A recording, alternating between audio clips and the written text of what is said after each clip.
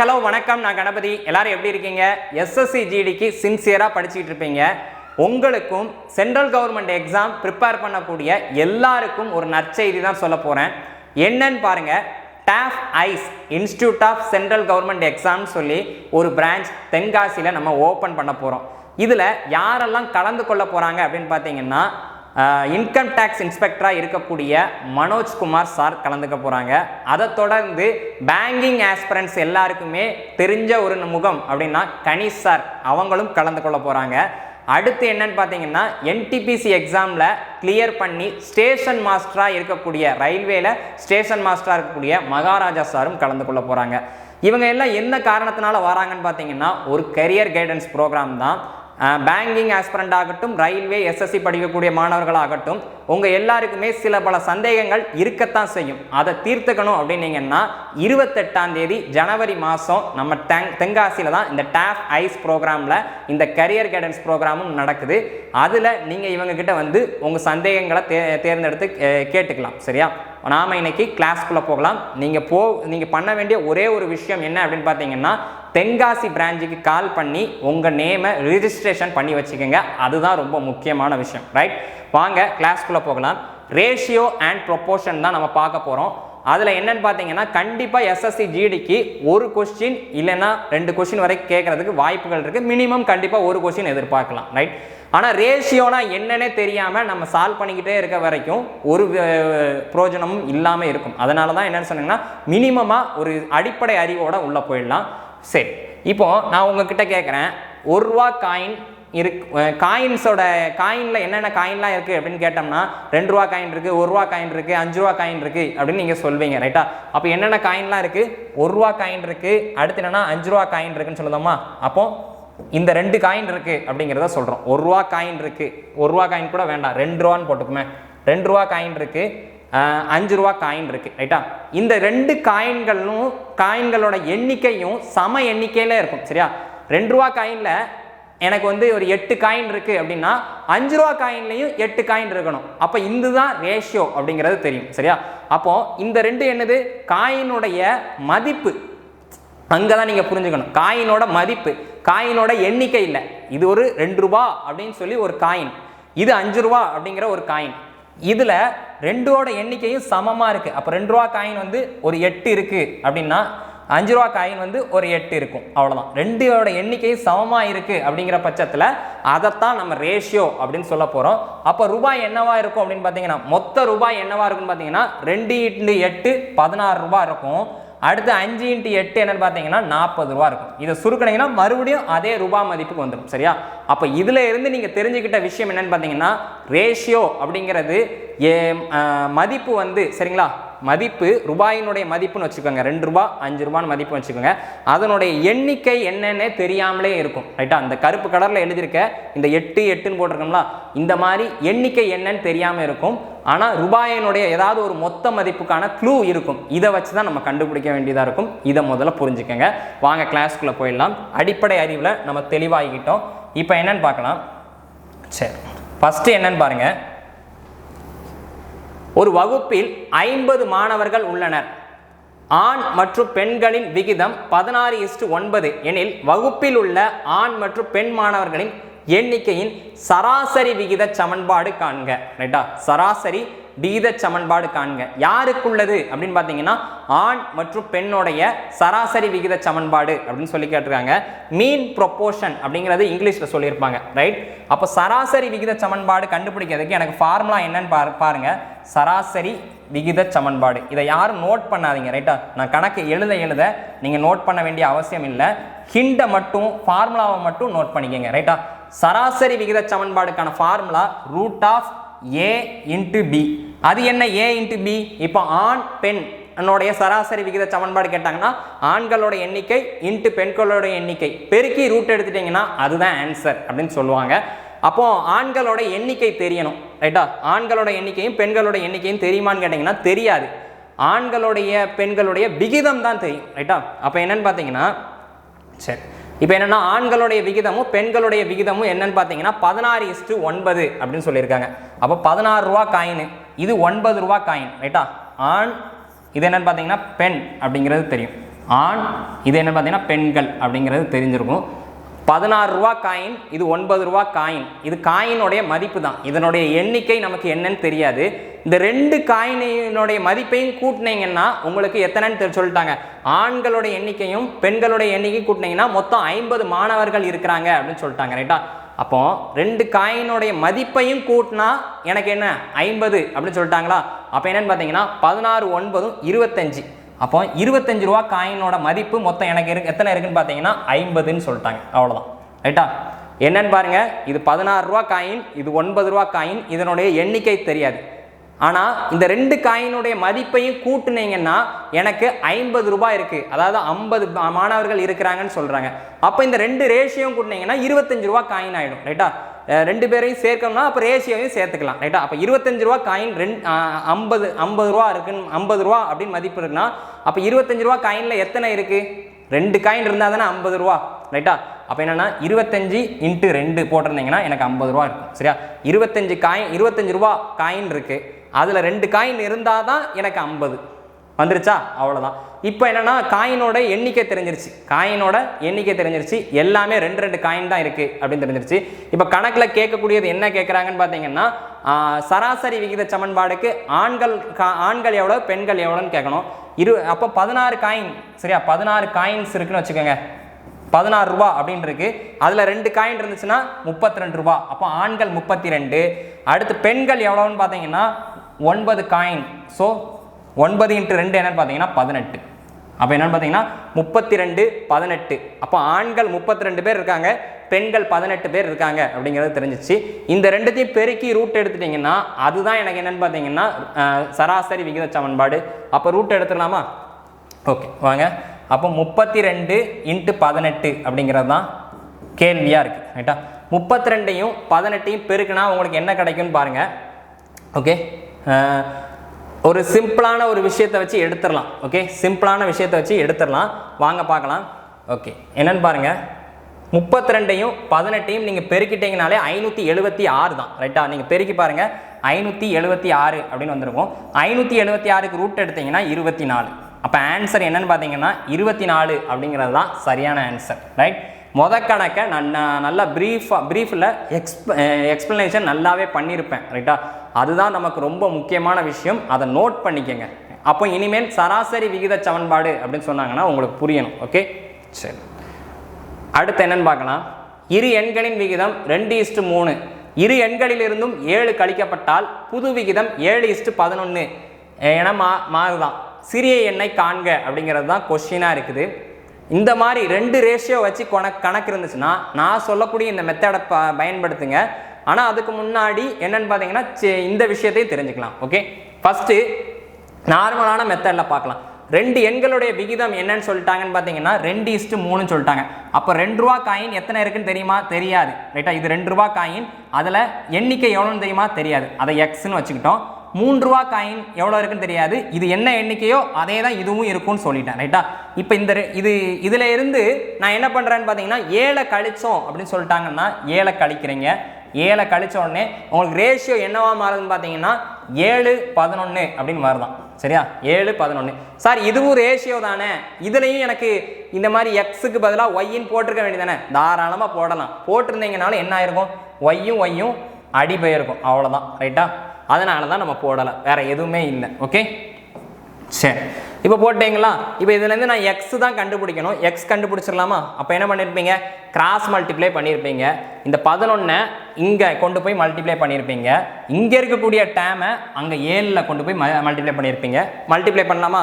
11 × 2x 22x. அடுத்து 11 × -7 77. Okay, equal to இந்த விஷயத்தை அங்கே கொண்டு போய் பெருக்கிறீங்க. 3x × 7 என்ன ஆயிருக்குன்னு பார்த்தீங்கன்னா 21x. அடுத்து -7 × 7 அப்போ என்னன்னு பார்த்தீங்கன்னா -49 ஆயிருக்கும். எக்ஸ் எல்லாம் ஒரு சைடு, நம்பரெல்லாம் ஒரு சைடு கொண்டு வந்திருப்பீங்க. 21x இங்கே கொண்டு வரீங்க. ரைட்டா? அப்போ 22x இங்கே இருக்குது, இது மைனஸ் ஆயிரும். 22லேருந்து 21 போச்சுன்னா ஒரு எக்ஸு, அதை எக்ஸ்னே குறிப்பிடலாம். எக்ஸ். ஓகே, ஈக்குவல் டு அடுத்து என்னன்னு பார்த்தீங்கன்னா இந்த -77 அங்கே கொண்டு போகிறீங்க. நல்லா பாருங்கள், -77 அங்கே கொண்டு போகிறீங்க. அப்போ அது +77 ஆயிரும்.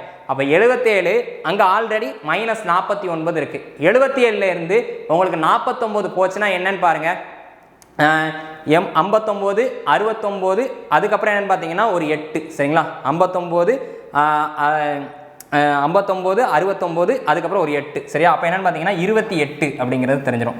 எக்ஸ் கண்டுபிடிச்சிட்டிங்க ரைட்டா, எக்ஸ் கண்டுபிடிச்சிட்டிங்க. சிறிய எண் தான் கேட்குறாங்க சரியா. சிறிய எண் என்னென்னு பார்த்தீங்கன்னா ஸ்டார்டிங்கில் இருந்தது 2 3, இதில் சிறிய எண் என்னன்னு பார்த்தீங்கன்னா 2 தான்.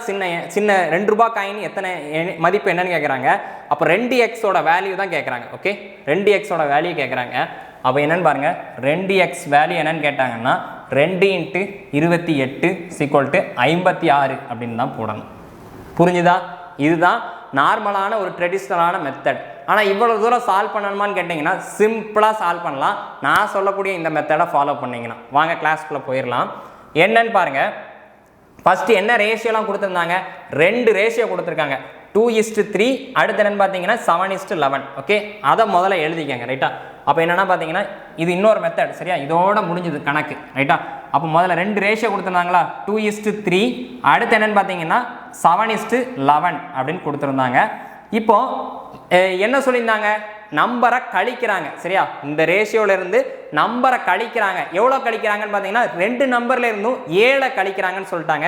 ஸோ கழிக்கிறாங்க, எவ்வளோ கழிக்கிறாங்க, 7 கழிக்கிறாங்கன்னு அப்படி தெரிஞ்சிருச்சா, அவ்வளோதான் முடிஞ்சிருச்சு. இப்படி மட்டும் எழுதிட்டீங்கன்னா வேலை முடிஞ்சது ரைட்டா. அப்போ என்னன்னு பார்த்தீங்கன்னா இதை கிராஸில் மல்டிப்ளை பண்ணிக்கோங்க.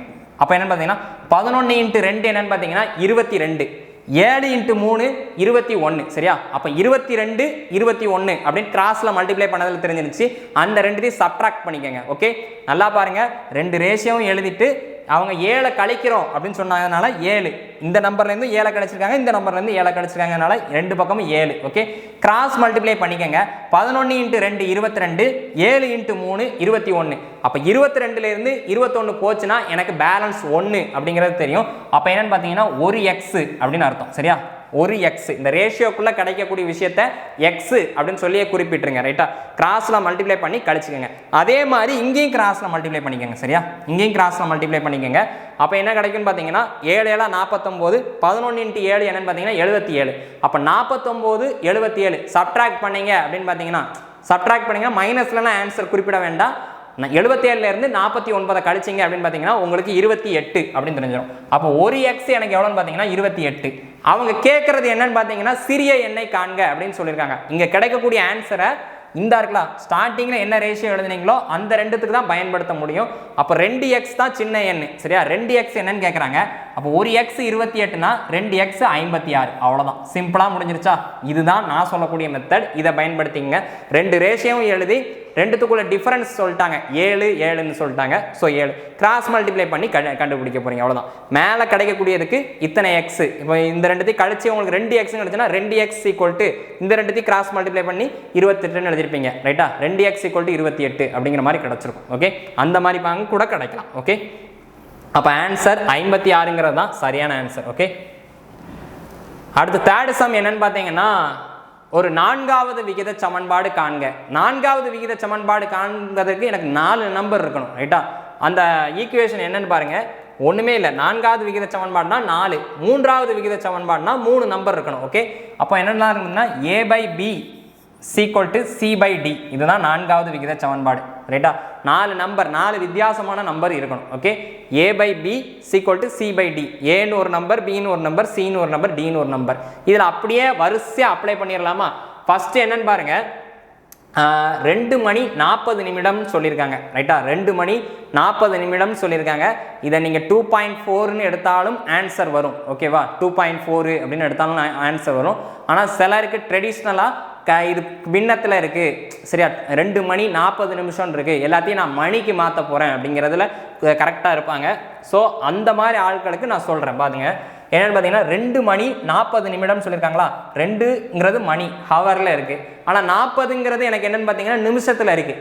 அதை நான் எப்படி மாற்றேன்னா ஹவராக மாற்றணும். ஹவராக மாற்றினா என்ன பண்ணலாம் சரியா, 60ஆல் வகுத்துட்டிங்கன்னா ஹவராக மாறிடும். அப்போ என்னன்னா 0 0 அடி போயிடும் 2/3 அப்படின்னு கிடச்சிருக்கும் சரியா 2/3 அப்போ 2/3 அப்படிங்கிறது கலப்பு பின்னமாக இருக்குது இதை நான் பின்னமாக மாற்றிக்க போகிறேன் அப்போ மூவிரண்ட் 6 6 + 2 8 8/3 அப்படிங்கிறது தான் ஆன்சர் சரியா ஏக்கான ஆன்சர் என்னன்னு பார்த்தீங்கன்னா 8/3 அப்படிங்கிறது தான் அதே மாதிரி பிக்கு கண்டுபிடிங்க பிக்கு என்னன்னு பார்த்தீங்கன்னா 1 மணி 20 நிமிஷம்னு சொல்லியிருக்காங்க ஸோ 1 மணி 20 நிமிஷங்கிறத 20/60ன்னு போட்டிருப்பீங்க 1 20 20 3 20 என்னன்னு பார்த்தீங்கன்னா 60 அப்போ என்னன்னா 1 1/3 அப்படின்னு இருக்கு அதை பின்னமாக மாற்றினீங்கன்னா 3 × 1 3 3 + 1 4 4/3 அப்படிங்கிறது தான் சரியான ஆன்சராக இருக்கும் ஸோ 4/3 ஓகே வாங்க பார்க்கலாம் 4/3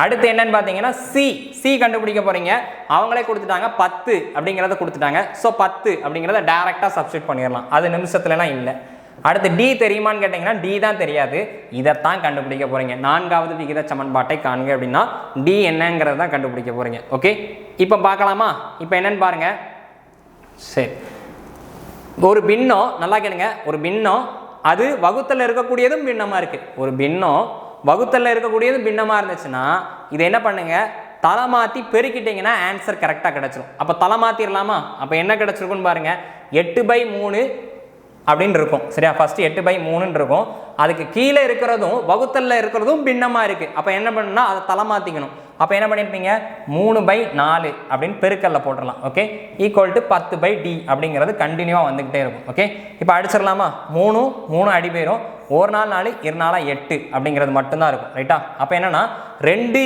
= 10/d அப்படிங்கிறது தான் இருக்கும் 2 = 10/d அப்படின்னு தான் இருக்கும் அப்போ d எனக்கு வேணும் அதை இங்கே கொண்டு வந்துட்டு இந்த 2 இங்கே கொண்டு வந்துடுறேன் சரியா அப்போ d = என்ன இருக்குன்னா 10/2 என்ன கிடச்சிருக்குன்னா 5 ஓகே நான் பொறுமையாக சால்வ் பண்ணிக்கிட்டு இருக்கேன் ஆக்சுவலாக இந்த கணக்கை வித்தவுட் பென் அண்ட் பேப்பரில் சால்வ் பண்ணலாம் ரைட்டா நிறைய மாணவர்கள் வந்து அடிப்படை கணக்குகள் தெரியாமல் இருக்கிறதுனால தான் நம்ம பொறுமையாக சால்வ் பண்ணிகிட்டு இருக்கோம் அவங்கள கருத்தில் கொண்டுட்டு நீங்களும் கரெக்டாக பாருங்கள் என்ன பண்ணுங்கன்னா உங்களுக்கு செய்ய தெரிஞ்சதுன்னா நீங்கள் பென்னும் பேப்பரும் எடுத்துகிட்டு எனக்கு முன்னாடி வேகமாக செய்கிறதுக்கான ஒரு வழியை பாருங்கள் தெரியாதவங்க அப்படியே ஃபாலோ பண்ணிகிட்டே வாங்க ஓகே சரி அப்போ d = என்னன்னு பார்த்தீங்கன்னா 5 அப்படிங்கிறது தெரிஞ்சிருச்சு 5 தான் கரெக்டான ஆன்சர் அடுத்து 4th சம் என்னன்னு பார்த்தீங்கன்னா இதுவும் ஒரு அற்புதமான கணக்கு தான் ஆனால் சராசரியிலிருந்து ஒரு கணக்கு அது ரேஷியோ பேஸ் பண்ணியிருக்கிறதுனால தான் இந்த சம்மை நான் அப்படி எடுத்துகிட்டே வந்திருக்கேன் ஓகே என்னன்னு பார்க்கலாம் x y z ஆகியோரின் தற்போதைய வயதுகளின் கூடுதல் 165 ரைட் இப்போ என்னன்னு பார்த்தீங்கன்னா 3 பேர் இருக்காங்க 3 பேர் வயசையும் கூட்டினா 165 அப்படின்னு தெரியுது ரைட்டா நல்லா கேட்டுங்க 3 பேர் இருக்காங்க நல்லா கேட்டுங்க 3 பேர் இருக்காங்க 3 பேர் வயசையும் கூட்டினா எனக்கு 65 இப்போ 165ன்னு வச்சுக்கோங்க அப்போ நான் ஒரு வருஷத்துக்கு முன்னாடி அப்படின்னா எனக்கு ஒரு வயசு குறையும் அடுத்து என்னென்னு பார்த்தீங்கன்னா என்னுடைய நண்பர் 2 பேருக்கும் அவங்களுக்கும் ஒரு வயசு குறையும் அப்போ என்னென்னு பார்த்தீங்கன்னா மொத்தமாக எத்தனை வயசு குறையும் அப்படின்னு பார்த்தீங்கன்னா ஒரு வருஷத்துக்கு முன்னாடின்னு பார்க்கும்போது மொத்தம் 3 பேர் இருக்கும் அப்போ டோட்டல் 165ன்னு சொன்னோம்ல அதில் 3 குறைஞ்சிருமா எனக்கு ஒரு வயசு குறையுது என் நண்பர் 2 பேருக்கும் ஆளாளுக்கு ஒரு வயசு அப்போ ஆக பார்த்தீங்கன்னா 3 வயசு குறைஞ்சிரும் அப்போ அதை தான் நீங்கள் புரிஞ்சுக்கணும் சரியா அப்போ என்னென்னு பார்த்தீங்கன்னா அடுத்து 5 வருடங்களுக்கு முன்னால் இவர்களின் வயதுகளின் விகிதம் 3:5:7 ரைட்டா 7 எக்ஸ் மற்றும் இசட்டின் தற்போதைய சராசரி வயதை காண்க அப்படிங்கிறது தான் கொஸ்டினாக இருக்கு ரைட் சரி இப்போ பாருங்க 3 பேர் வயசு எக்ஸு அப்படின்னு ஒரு நபர் ஒய்ன்னு ஒரு நபர் இசட்டுன்னு ஒரு நபர் இவங்க 3 பேர் ஏஜையும் கூட்டினா 165 ரைட்டா 5 வருஷத்துக்கு முன்னாடி அப்படின்னு சொல்கிறாங்க 5 வருஷத்துக்கு முன்னாடி அப்படிங்கும்போது இவருக்கு 5 வயசு குறைஞ்சிருக்கும் இவருக்கும் 5 வயசு குறைஞ்சிருக்கும் இவருக்கும் 5 வயசு குறைஞ்சிருக்கும் அப்போ மொத்தமாக 5 10 15 மொத்தமாக 5 வருஷத்துக்கு முன்னாடி பார்க்கும்போது 3 பேர் வயசையும் கூட்டினா 15 குறைஞ்சிருக்குமா எங்கள் எல்லாருக்கும் 5 குறைஞ்சதுன்னா டோட்டல்லையும் என்னன்னு பார்த்தீங்கன்னா 15 குறைஞ்சிரும் அதுதான் ரொம்ப முக்கியமான விஷயம் புரிஞ்சுக்கணும் சரியா இப்போ எங்கள் 3 பேர் ஏஜையும் கூட்டினீங்கன்னா 165 5 வருஷத்துக்கு முன்னாடிங்கும் போது எனக்கு 5 குறைஞ்சிருக்கும் என்னுடைய நண்பர் 2 பேருக்கும் 5 குறைஞ்சிருக்கும் அப்போ எங்கள் 5 வருஷத்துக்கு முன்னாடி எங்கள் 3 பேர் ஏஜையும் கூட்டினீங்கன்னா இப்போ இருக்கிறத விட ஒரு 15 குறைஞ்சிருக்குமா அதுதான் புரிஞ்சுக்கணும் ஓகே அப்போ என்னன்னு பார்த்தீங்கன்னா அதனுடைய விகிதம் சொல்லிட்டாங்க என்னன்னு பாருங்க 3:5:7 அப்படின்னு சொல்லிட்டாங்க அப்போ எல்லாமே ஒரே எண்ணிக்கையில் இஸ்ட்டுனாலே ஒரே எண்ணிக்கையில் இருக்குன்னு அர்த்தம் அப்போ 3a + 5a ப்ளஸ் என்னன்னு பார்த்தீங்கன்னா 7a அப்படிங்கிறத வச்சுக்கிறேன். இது எப்போ அப்படின்னு பார்த்தீங்கன்னா 5 வருஷத்துக்கு முன்னாடி, நல்லா கேட்டுங்க, 5 வருஷத்துக்கு முன்னாடி இவங்க ஏஜ் எல்லாம் கூட்டியிருந்தோம்னா என்ன கிடச்சிருக்கும்? 5 வருடங்களுக்கு பிறகு. சரியா? 5 வருடங்களுக்கு முன்னால். அதான் ரொம்ப முக்கியம். 5 வருடங்களுக்கு முன்னால் அப்படிங்கிறது தான் முக்கியம். 5 வருடங்களுக்கு முன்னால். அப்போ என்ன இருக்குன்னு பார்த்தீங்கன்னா எல்லாருக்கும் 5 குறைச்சுன்னா டோட்டலில் 15 குறைஞ்சிருக்கும். அப்போ 165லேருந்து 15 குறைச்சுன்னா 150 அப்படின்னு தெரிஞ்சிருக்கும். அப்போ என்னன்னா எனக்கு இதுலேருந்து ஏ கண்டுபிடிச்சிடலாமா? 7 3 10 15a. 15a = 150. அப்போ a = என்ன ஆயிருக்கும்? 15a அப்படின்னு = 150. அப்போ a = என்ன ஆயிருக்கும் பார்த்தீங்கன்னா 150 வகுத்தல் 15ன்னு ஆயிருக்கும். 150ஐயும் 15ஐயும் வகுத்தீங்கன்னா 10ன்னு கிடச்சிருக்கும். ஏக்கு வேல்யூ கிடச்சிருச்சா? ஏக்கு வேல்யூ கிடச்சிருச்சு.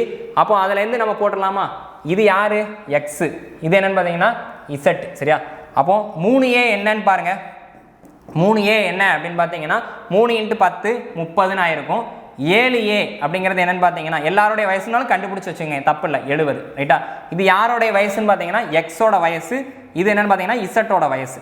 ஏன் சார் எக்ஸும் இசட்டும் கண்டுபிடிக்கிறீங்க அப்படின்னு பார்த்தீங்கன்னா நல்லா யோசிச்சுங்க. எக்ஸோட வயசு ஏன் கண்டுபிடிக்கிறோம்? நம்ம கணக்கில் என்ன கேட்குறாங்கன்னா எக்ஸ் மற்றும் இசட்டின் தற்போதைய சராசரி வயதை காண்க அப்படிங்கிறது தான் கொஸ்டின். எக்ஸு மற்றும் இசட்டின் தற்போதைய சராசரி வயது அப்படிங்கிறது தான் கேட்டிருக்காங்க.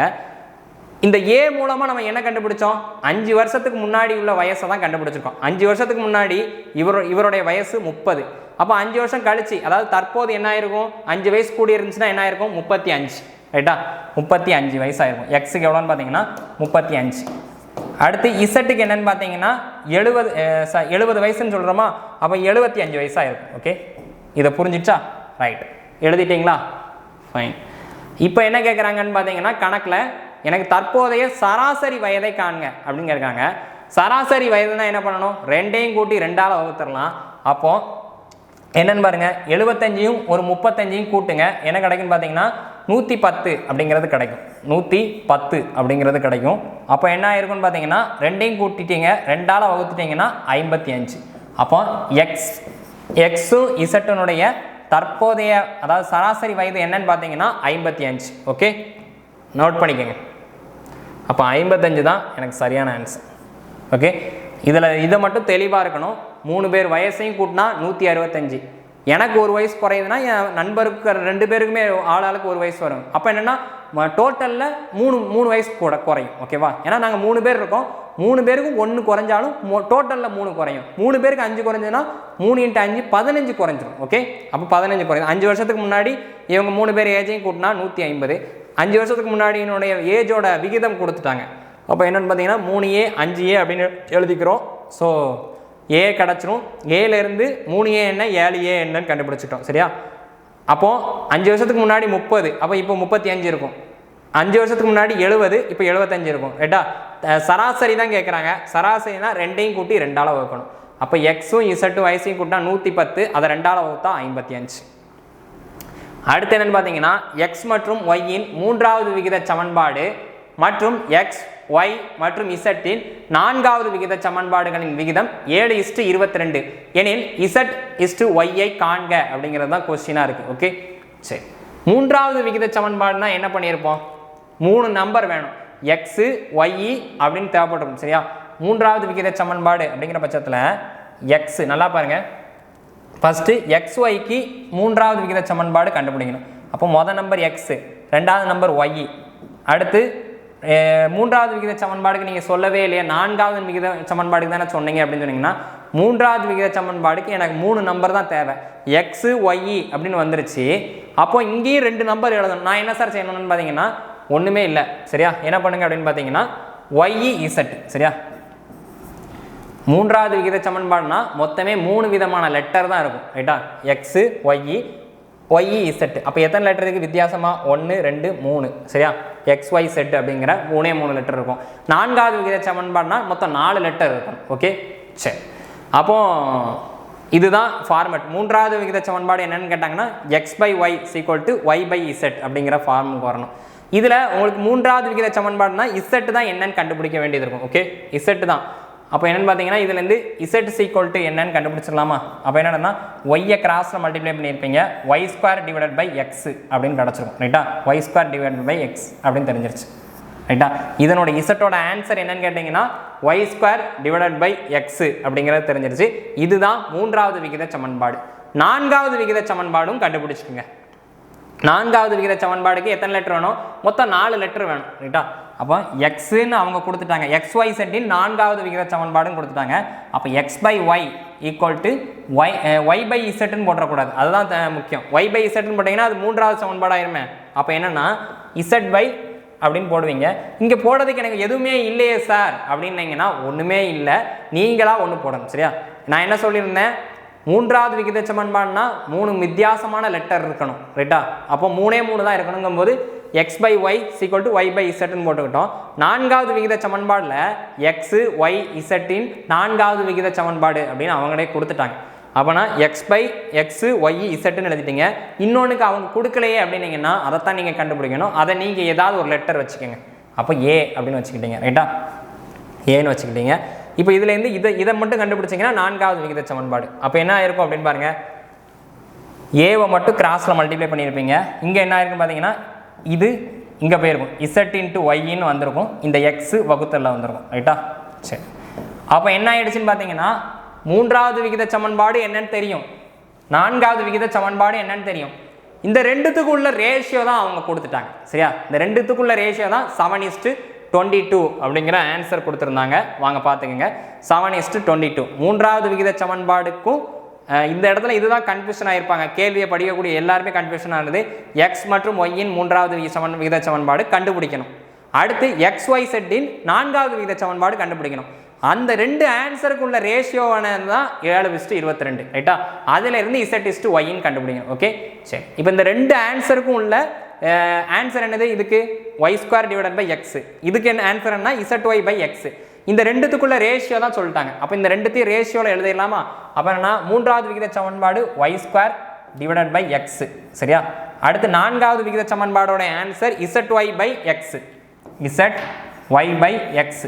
இந்த ரெண்டுத்துக்குள்ள ஆன்சர் என்ன அப்படின்னு பார்த்தீங்கன்னா 7:22 அப்படின்னு சொல்லிட்டாங்க. அதை 7/22 எழுதிட்டேன். இதுல இருந்து இந்த ஆன்சரெல்லாம் வச்சு இசட் பை ஒய் என்ன அப்படிங்கிறது தான் நீங்கள் கண்டுபிடிக்க போறீங்க. ஓகே, அப்போ கண்டுபிடிச்சிடலாமா? வாங்க பார்க்கலாம். சரி, அப்படியே எழுதிட்டு வாங்க. என்ன எழுதியிருப்பீங்க அப்படின்னு பார்க்கலாம். ஓகே, சரி, பாருங்க. இப்போ என்ன ஆயிருக்கும்? பின்னம், பின்னத்துக்கு கீழேயும் வகுத்தல்ல இருக்கிறதும் பின்னமாக இருக்கு. அப்படின்னா என்ன பண்ணணும்? தலை மாற்றி பெருக்கல்ல எழுதணும்னு சொல்லியிருக்கேன். அப்போ என்ன இருக்குன்னு பார்த்தீங்கன்னா Y square divided by X அப்படியே இருக்குது. இதை தலை மாற்றினீங்கன்னா எக்ஸ் பை இசட் ஒய் அப்படிங்கிறது தெரிஞ்சிருக்கும். ஓகே, 7/22. ஒய்யும் ஒய் ஸ்கொயரையும் அடிச்சிடலாமா? ரைட்டு, முடிஞ்சது. எக்ஸும் அடி போயிருச்சு. அப்போ என்ன இருக்கும் அப்படின்னு பார்த்தீங்கன்னா Y by Z is equal to 7/22. நல்லா பாருங்க, Y by Z is equal to 7/22 இருக்கும். நமக்கு ஒய் பை இசட்னா என்ன அர்த்தம்? ஒய் இஸ்டு இசட்டுங்கிறது தான் அர்த்தம். ஆனால் நம்ம கேட்டிருக்கிறது இசட் இஸ்டு ஒய் அப்படிங்கிறது தான் கேட்டிருக்கிறாங்க. கணக்கில் இசட் இஸ்டு ஒய் அப்படின்னு கேட்டிருக்காங்கன்னா அப்போ இதை அப்படி தலை மாற்றி எழுதிக்கங்க, அவ்வளோதான். அப்போ என்னன்னா இசட் இஸ்டு ஒய் தான் என்னன்னு கேட்குறாங்க. அப்போ இசட் பை ஒய் என்னன்னா அப்படி இதை தலை மாற்றினீங்கன்னா அதையும் தலை மாற்றிக்கோங்க. அப்போ 22/7. அப்போ இசட் இஸ்டு ஒய்யோட வேல்யூ என்னன்னு பார்த்தீங்கன்னா 22/7. 7/22 இருக்கிறதுக்கான வாய்ப்பு உண்டு. பார்த்தீங்களா, கடைசி இருக்குது. அதை சூஸ் பண்ணிங்கன்னா தப்பு தான். இவ்வளோ தூரம் செஞ்சது வேஸ்ட்டாக போயிடும். ஓகே, அடுத்து என்னன்னு பார்க்கலாம். 3 எண்களின் கூடுதல் 135. முதல் மற்றும் இரண்டாவது எண்ணின் விகிதம் 4:5. இரண்டாவது மற்றும் மூன்றாவது எண்ணின் விகிதம் 5:6 எனில் முதல் எண்ணை காண்க அப்படின்னு சொல்லிட்டாங்க. அப்போ மொத்தம் 3 நம்பர் இருக்கு. மொதல் நம்பர், ரெண்டாவது நம்பர், மூணாவது நம்பர். ஓகே, மொதல் நம்பருக்கும் ரெண்டாவது நம்பருக்கு உள்ள விகிதம் என்னன்னு பார்த்தீங்கன்னா 4:5ன்னு சொல்லிட்டாங்க. இப்போ 4:5 அப்படின்னு போடுறீங்க. ரெண்டாவது நம்பருக்கும் மூணாவது நம்பருக்கு உள்ள விகிதம் 5:6. இப்போ எல்லாரும் பண்ணக்கூடிய தப்பு என்னன்னு பார்த்தீங்கன்னா வழக்கம் போல ரேஷியோன்னு சொல்லிட்டு ரெண்டாவது ரோலை எழுதிடுவாங்க. தப்பான விஷயம். ரெண்டாவது நம்பர் இங்கே என்ன இருக்குது? 5 தான் இருக்குது. அதே நம்பர் திருப்பி வந்துச்சுன்னா ஒன்றாவது நம்பருக்கும் ரெண்டாவது நம்பருக்கும் உள்ள விகிதம் 4:5 அப்படிங்கிறத சொல்லிட்டாங்க. அப்போ ரெண்டாவது நம்பருக்கும் மூணாவது நம்பருக்கும் என்ன நம்பர் வருதுன்னா 5:6. அப்போ இதை அப்படி தூக்கி வைக்க பார்க்கீங்க. 5:6 வைக்க முடியுமா? இங்கே ஆல்ரெடி 5 இருக்குன்னா அப்போ 6 மட்டும் போட்டால் போதும். இங்கே 5 ரெண்டாவது நம்பர் இங்கே 5ன்னு இருக்குது. அடுத்த ரேஷியோவில் வேறு ஏதோ நம்பராக இருந்தால் தான் நீங்கள் கீழே எழுதணும். ஓகே, அப்போ என்னென்னு பார்த்தீங்கன்னா 4:5 அப்படிங்கிறத சொல்லியிருந்தாங்க. ரெண்டாவது ரேஷியோ 5:6. அப்போ எதில் முடிஞ்சுதோ அதிலே தொடங்குச்சுன்னா டேரெக்டாக போட்டுடலாம். அப்போ என்னென்னு பார்த்தீங்கன்னா 5:6. இப்போ மொதல் நம்பர் 4:5 ரைட்டு. ரெண்டாவது நம்பரும் எனக்கு என்னென்னு பார்த்தீங்கன்னா வேறு ஏதோ நம்பர் கொடுத்துருக்காங்க 8:3ன்னா 8 இங்கே வைக்க முடியுமான்னு கேட்டிங்கன்னா வைக்க முடியாது. அதனால தான் ரெண்டாவது ஒரு ரோவாக எழுதி அது பக்கத்தில் உள்ளதை போட்டுலாம் எழுதுவோம். ஆனால் இங்கே ரெண்டாவது நம்பரும் 5:6ங்கிறதுனால டேரெக்டாக போட்டோம். ஓகே, இப்போ என்ன சொல்லிட்டாங்க அப்படின்னு பார்த்தீங்கன்னா ரேஷியோனா தெரியும். நான் எல்லா இதுலேயும் எண்ணிக்கை சமமாக இருக்குன்னு சொல்லுவோம். அப்போ எக்ஸ்ன்னு இருக்குன்னு அர்த்தம் ரைட்டா. இப்போ என்னென்னா முதல்ல கேட்கக்கூடியது என்ன சொல்கிறாங்கன்னா 3 எண்ணை கூட்டினா 155ன்னு சொல்லிட்டாங்க. அப்போ என்னென்னு பார்த்தீங்கன்னா இது என்னென்னா 4A 5A அதாவது 4x 5x 6xன்னு இருக்குது. இந்த 3 நம்பரையும் கூட்டுங்க. 6 4 10 15xன்னு கிடச்சிருக்குமா? 15xக்கான ஆன்சர் தான் எனக்கு என்னன்னு கொடுத்துட்டாங்க. 3 நம்பரையும் கூட்டினா எனக்கு 135. அப்போ 3 பக்கமும் x இருக்குன்னு வச்சுக்கோங்க. அப்போ 4x 5x 6x இந்த 3 நம்பரையும் கூட்டுறீங்க 15x. 15xக்கான ஆன்சர் தான் எனக்கு 135. அப்போ x என்ன ஆயிருக்கும்னா 135 வகுத்தல் 15ன்னு ஆயிருக்கும். எனக்கு என்னன்னு பார்த்தீங்கன்னா 9ன்னு கிடச்சிருக்கும். இப்போ கணக்கில் என்ன கேட்குறாங்கன்னு பார்த்தீங்கன்னா x கிடச்சிருச்சா? மூன்றாவது எண்ணில் முதல் எண்ணை காண்க. முதல் எண் என்னது? 4x. அப்போ 4x தான் 4 × 9ன்னு போட்டிருப்பீங்க. 36ங்கிறது தான் கிடச்சிருக்கும். அப்போ 36 தான் எனக்கு சரியான ஆன்சர். ஆப்ஷன் ஏ தான் கரெக்ட். ஓகே, அடுத்து ஏழாவது என்னன்னு பார்க்கலாம். 125 மீட்டர் 118 மீட்டர் 88 மீட்டர் இவற்றின் 4வது விகித சமன்பாடு காண்க அப்படிங்கிறது தான் உங்களுக்கு கொடுத்துருக்குறாங்க. இது வந்து உங்களுக்கு சொன்னது தான். 4வது விகித சமன்பாடுனா மொத்தம் 4 நம்பர் தேவை. அதுக்கு ஃபார்முலா என்ன சொல்லியிருந்தோம்? a/b = c/d. ஏங்கிறது ஒரு நம்பர், பிங்கிறது ஒரு நம்பர், சிங்கிறது நம்பர், ஒரு டிங்கிறது நம்பர். இங்கே கொடுத்துருக்க நம்பரை அப்படியே சப்ஸ்டிட் பண்ணிட்டு வாங்க. 125 மீட்டர் அடுத்து 118 மீட்டர் பிங்கிறது, சிங்கிறது 88 மீட்டர், டி தான் நீங்கள் கண்டுபிடிக்க போகிறீங்க ரைட்டா. அப்போ டிங்கிறது என்ன கிடச்சிருக்குன்னு பார்த்தீங்கன்னா டியை கிராஸில் வச்சுருப்பீங்க. இங்கே 88 மீட்டர் இருக்குமா? இந்த 118 பெருக்கல்ல போயிடும். இந்த 125 வகுத்தல்ல வந்துடும். 118 / 125 சின்ன சம் தான். ஆனால் இதனுடைய கால்குலேஷன் பெருசாக இருக்கா? இதை அடி கொடுத்தீங்க அப்படின்னீங்கன்னா உங்களுக்கு ஆன்சர் என்ன கிடைக்கும்னு பாருங்கள். 83.07 அப்படிங்கிறது தான் சரியான ஆன்சராக கிடைக்கும். ஓகே, சரி. அடுத்து 8வது என்னன்னு பார்த்தீங்கன்னா சராசரி விகித சமன்பாடு காண்க அப்படின்னு சொல்லியிருக்கிறோம். இது எனக்கு தெரிஞ்சு சராசரி விகித சமன்பாடுக்கான ஆன்சர் என்ன சொல்லியிருந்தோம் நீங்களே பாருங்களேன். சராசரி விகித சமன்பாடுக்கு ஃபார்முலா என்ன? √a × b right. √a × b அப்போ என்னன்னு பார்த்தீங்கன்னா ஏங்கிறது 121, பிங்கிறது 169. இதை நல்லா கேட்டுங்க. பெருக்கிட்டு ரூட் எடுத்தாலும் ஆன்சர் வரும், ரூட் எடுத்துட்டு பெருக்கினாலும் ஆன்சர் கிடைக்கும். சரியா?